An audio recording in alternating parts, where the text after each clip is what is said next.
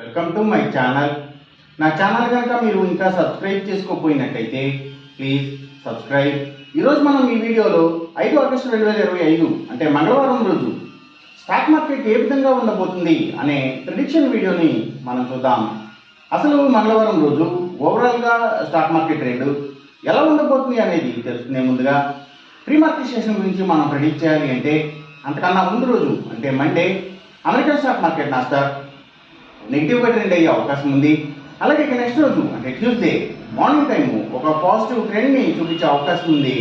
Asian markets ఒక positive మూమెంట్ని చూపించే అవకాశం ఉంది. సో అలాంటి పాజిటివ్ ట్రెండ్ బిగినింగ్ మనకి దొరికిన తర్వాత మన మార్కెట్ ఓవరాల్ ట్రెండ్ మనం చూడాలి అంటే అది మిక్స్డ్ ట్రెండ్గా మూవ్ అయ్యే అవకాశం ఉంది.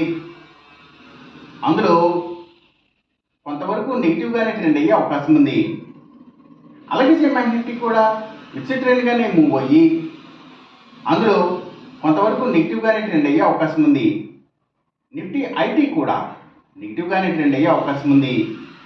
ఇక మనం ఇంట్రాడే స్టాక్ సెలెక్షన్ విషయంలో భాగంగా ముందుగా మనం గెయినర్స్ విషయం చూడాలి అంటే ఏవైతే నిఫ్టీ ఫార్మా అండ్ హాస్పిటల్స్, ముఖ్యంగా hospitals stocks, labs, pharma and chemicals ఇలాంటి వాటికి సంబంధించిన కంపెనీల స్టాక్స్ మంచిగా గెయిన్ అయ్యే అవకాశం ఉంది.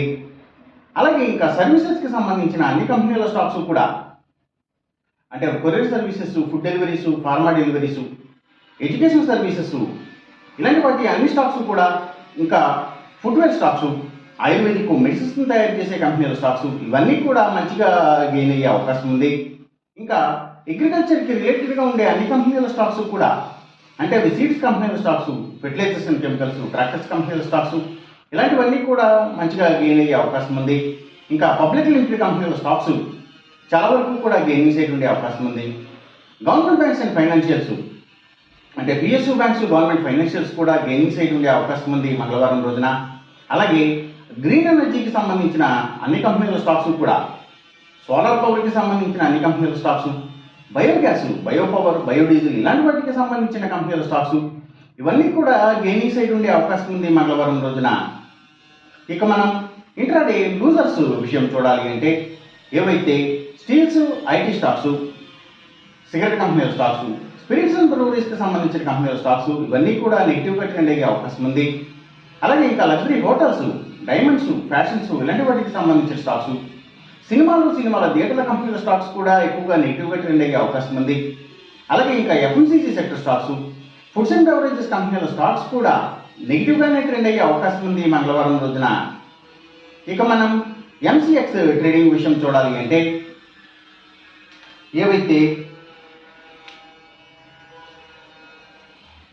Crude oil and natural gases prices